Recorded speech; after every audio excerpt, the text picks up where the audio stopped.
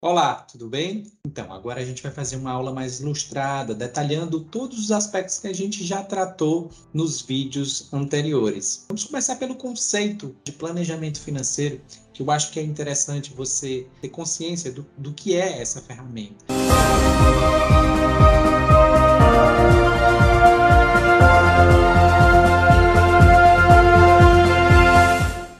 Então, planejamento financeiro é uma ferramenta, de administração financeira que consiste no processo de organizar a ação financeira realizada através do reconhecimento da situação financeira atual. Como eu falei, aquela questão do GPS, onde você está e onde você quer chegar. Junto com a determinação dos objetivos, onde você quer chegar, um estudo dos possíveis caminhos, ou seja, rotas alternativas que você pode estabelecer e utilizar para alcançar esses objetivos. Então, planejamento financeiro é uma estratégia, uma ferramenta para que você possa alcançar os seus objetivos de vida. E aí, vamos ilustrar alguns aspectos, com relação à importância do planejamento financeiro. E eu acho que esse gráfico ele ilustra muito bem o que realmente é o planejamento financeiro. Geralmente, quando a gente começa a pensar sobre planejamento, a gente acha que é linear, uma reta que vai de um ponto A a um ponto B. Mas veja como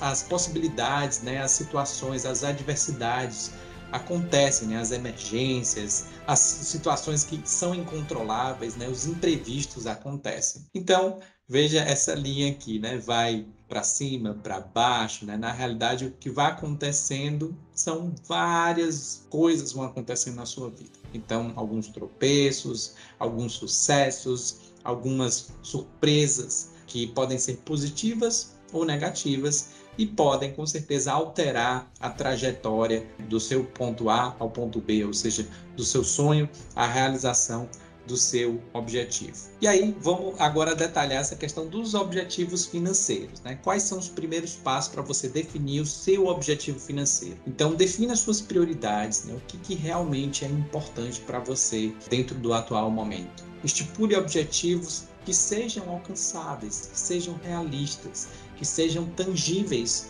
para você, que estejam ao seu alcance. E aí, o passo a passo. Para cada objetivo, você vai ter que responder essas perguntinhas. Quanto você precisa? Para que você precisa disso? Por que você quer realizar esse objetivo? Quando você quer alcançar esse objetivo?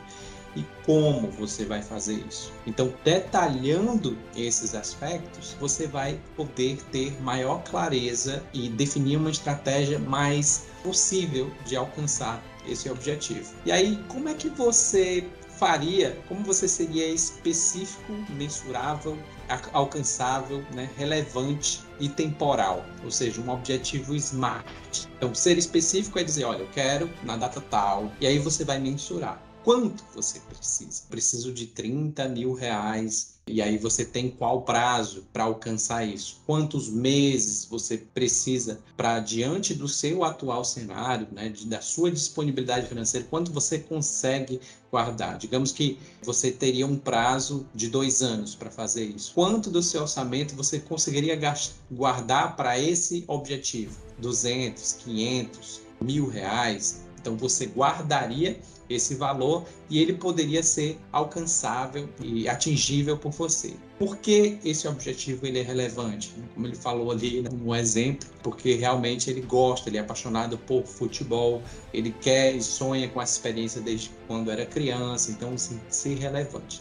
E aí temporal, qual o tempo de alcance, quanto tempo você vai ficar lá para realizar e executar esse objetivo. Então, vamos aqui recapitular aquela questão dos prazos, das metas que você vai definir, aquelas que você escreveu lá atrás. Curto prazo, até 2 anos. Reserva de emergência, uma viagem, uma aquisição que você deseja fazer. Médio prazo, pode ser fazer uma reforma numa casa, pode ser adquirir uma casa, pode ser dar uma entrada numa casa, trocar de carro, fazer algum objetivo ali entre 2 e 5 anos. E longo prazo, mais de 5 anos. Aí poderia ser a própria aposentadoria, morar fora por algum tempo, realmente constituir aí um projeto que seja num prazo maior.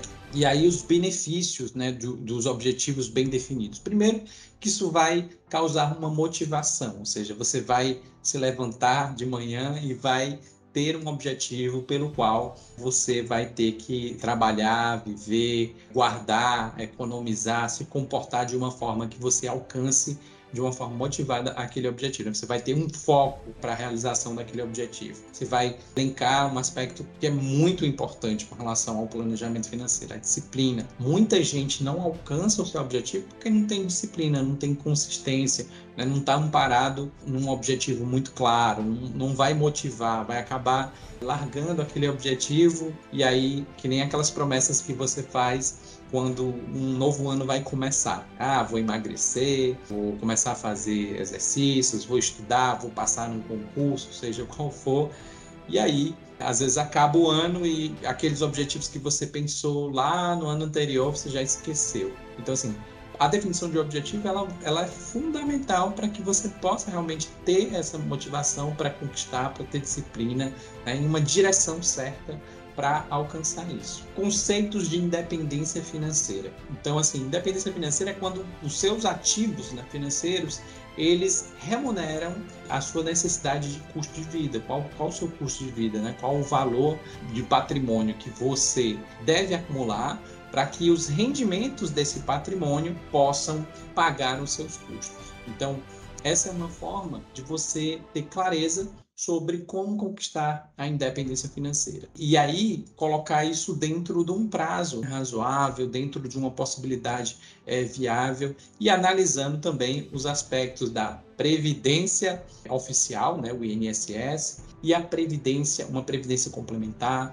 ou uma carteira de investimentos que você tenha, né, tanto em ativos financeiros, bolsa, fundos de investimento, previdência privada, imóveis, do seu próprio negócio, um negócio que você construiu. Então, existem várias formas de você construir um patrimônio que vai remunerar você lá na frente, lá no futuro. E aí, para acelerar a aposentadoria, lógico que existem algumas estratégias, né? A primeira delas é, se você não quer antecipar esse prazer agora, ou essa liberdade agora, você vai ter que se privar um pouco, ou seja, reduzir seus gastos, reduzir um pouco o seu padrão de consumo para que você possa guardar mais, ou seja, ou aumentando sua renda ou guardando mais para que você possa aumentar a quantidade de aportes ou investimentos que você vai fazer todo mês. Com disciplina, você guardando todo mês, se você aumenta essa capacidade de poupança, né, de investimento mensal recorrente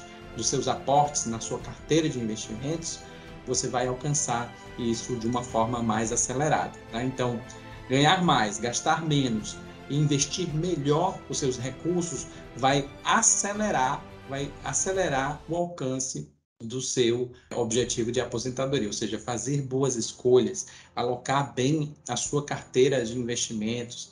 Você vai, com certeza, tendo um controle, né, melhor do seu orçamento, dos seus objetivos, alcançar com rapidez a sua independência financeira. Existem alguns métodos, né, que você pode guardar, por exemplo, os seus recursos, já revisando aquela questão do orçamento. Existe a estratégia dos envelopes, que é o método dos envelopes, no qual, quando você ganha aquela renda, você já guarda para cada categoria de consumo, né, do seu orçamento pessoal ou familiar, dentro desses envelopes, o quanto você tem que gastar com cada uma dessas compras. Então, restaurante, por exemplo, guardando aqui R$400, R$1.000 para moradia, né, para o aluguel, para o pagamento do financiamento, R$300 para a educação, e aí para cada categoria de consumo do seu orçamento, você guarda no envelopezinho dinheiro físico e realiza ali aquele ciclo mensal, né, do seu orçamento. Essa é uma forma, é uma estratégia. E aí, vamos ver alguns modelos de orçamentos, né, que a gente citou lá, o 50, 30, 20, mas existem outros e outras referências que você pode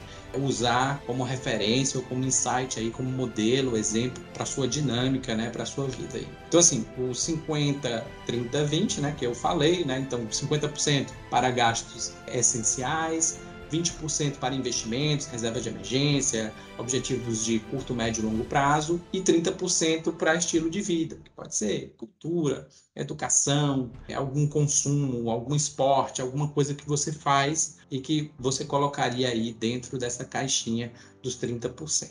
O Segredo da Mente Milionária, ele trata, né, e divide essa pizza em mais fatias, detalha um pouco mais esses aspectos. Então, ele considera gastos, as necessidades básicas aí, 50% da pizza, né, a metade, 10% para doações. Algumas pessoas costumam guardar, né, 10% do que ganham e doam para a igreja ou para uma entidade social, né, uma entidade de caridade, 10% diversão, né, estilo de vida, cultura, seja qual for, mais 10% para instrução, né, financeira, aí investimento em conhecimento, investimento em habilidades suas, né, habilidades profissionais também podem ser direcionadas ao aumento da sua capacidade de renda, ao seu desenvolvimento na sua carreira. Então 10% seria focado aí na parte de educação. Outros 10% poupança e despesas de longo prazo, aí seria realmente reserva de emergência, né? Uma coisa mais de curto prazo, e investimentos 10%, aposentadoria, previdência, essa questão mais de uma reserva de carteira para o futuro. Então, realmente, aí ele divide aí em,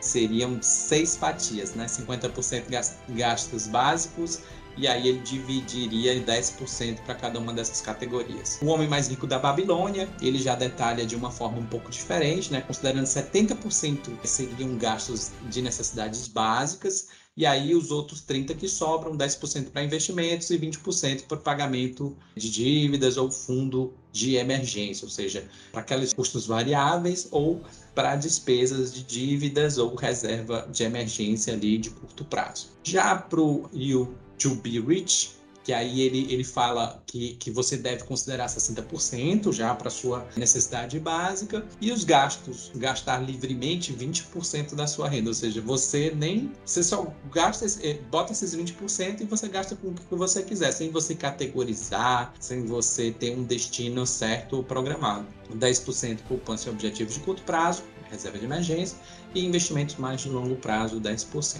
Então, já seria um outro tipo de fatiamento aí do seu planejamento de orçamento. E aí, quais são os pontos em comum dessas estratégias de orçamento que a gente viu dos livros, né? Então, gastar menos do que ganha, investir para aposentadoria, definidos por percentuais, né, dessas categorias. Todos realmente são sugestões, você não precisa também botar tão fixo assim. De repente você quer investir, só quer doar 5% ao invés de 10%, então você ser flexível com relação a isso. E todos esses orçamentos, para que eles sejam cumpridos, eles vão requerer um pouco de disciplina. Aqui algum exemplo de flexibilidade de orçamento. Então a gente tem um orçamento mais engessado de R$2.000 de renda e todas as despesas são fixas, né? Então R$500 para moradia, R$500 para transporte, R$500 para escola e R$500 para o mercado, né? Supermercado, versus R$2.000 de renda com parte das despesas variáveis. Então moradia, se a gente conseguir, por exemplo, negociar de 500 para 400, transporte, né, de 500 para 400,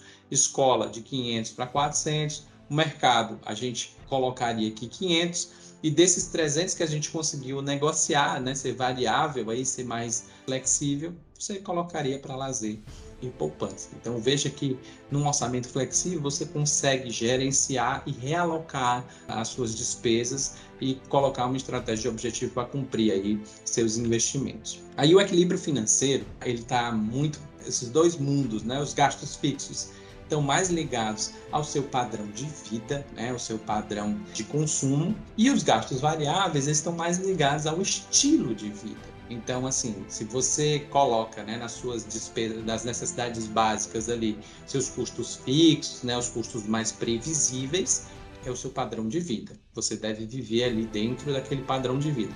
Mas quando você coloca as despesas variáveis, né, não tão previsíveis, mas que podem, né, se alterar com alguma questão mais do seu comportamento, então vão mais focadas, por exemplo, ao estilo de vida. Por exemplo, a pessoa que pode consumir mais com a parte de esportes, ou com uma educação, ou com cultura, né? Existem várias possibilidades nas quais você pode ter um estilo de vida mais flexível no seu orçamento e colocar os gastos mais para esse lado. E aí o ciclo do planejamento é meio que o PDCA, né? Planejar, né? Rever e executar num ciclo. Então, você define seus objetivos, né? Você acompanha esses objetivos e orçamento, você corta custos e revê esses custos periodicamente e você realoca o seu orçamento de uma forma inteligente e redefine, e esse ciclo ele é contínuo. Como eu falei naquele vídeo anterior, na aula anterior, que você deve revisar periodicamente o seu planejamento,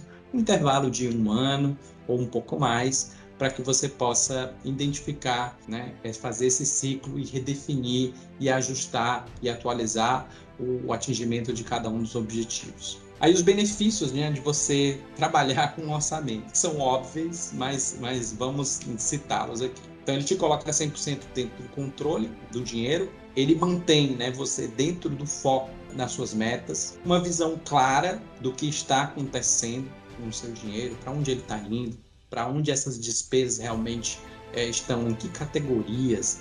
Então, tem muita gente que chega no fim do mês e não sabe para onde é que foi o dinheiro, mas quando você tem um orçamento definido, você sabe exatamente quanto você gastou em cada uma das categorias. Ajuda você a organizar suas despesas e receitas, faz você tomar decisões financeiras mais inteligentes e mais conscientes, traz autoconhecimento à sua situação financeira, identificar o momento certo para tomar decisões financeiras importantes, já que você mapeou no curto, no médio e longo prazo cada um dos objetivos. O orçamento ele tem esse dever de te ajudar a tomar melhores decisões e saber quando e como deve ser tomada cada uma dessas decisões. Então, decisões financeiras inteligentes, algumas estratégias que eu elenquei, estão de encontro aos seus objetivos de vida, seu perfil, seu estilo de vida, a sua condição, né, dentro do momento financeiro que você está.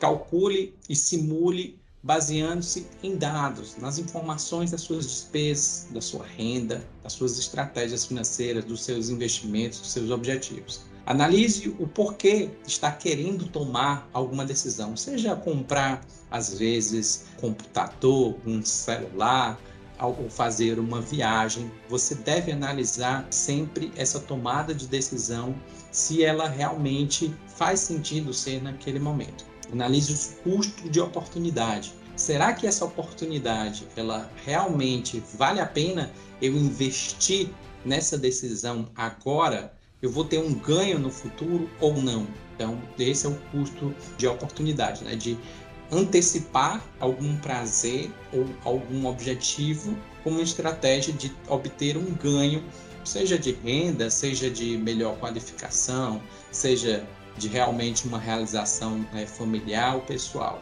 Analise todos os pontos positivos e negativos quando for tomar realmente uma decisão financeira, e aí você pode colocar no papel essa decisão, né? Saber, tem mais pontos positivos ou negativos? Quais são os mais relevantes? E cuidado com as propagandas e as campanhas publicitárias. Elas vão, na verdade, distorcer alguns aspectos com relação ao seu objetivo e vão gerar gatilhos para que você tome uma decisão, muitas vezes, sem planejamento. Cuidado. E aí eu encerro com essa frase que eu acho muito interessante, né? Então, se você não sabe onde quer ir, qualquer caminho serve, né? do Lewis Carroll. É muito importante, até o Sêneca também fala, né? Se você não tem um caminho, né? Se você não tem uma boa direção, bons ventos podem não te levar a lugar nenhum. Então, assim, tendo definido o seu planejamento, os seus objetivos, a direção, onde você quer chegar, isso que vai realmente te levar a se comprometer e ter disciplina para que você alcance sua liberdade financeira, sua tranquilidade, um bom relacionamento com relação à sua profissão, a sua vida, a sua questão familiar. Então, assim, pense nisso e vamos para as outras aulas, tá bom? Tchau, tchau.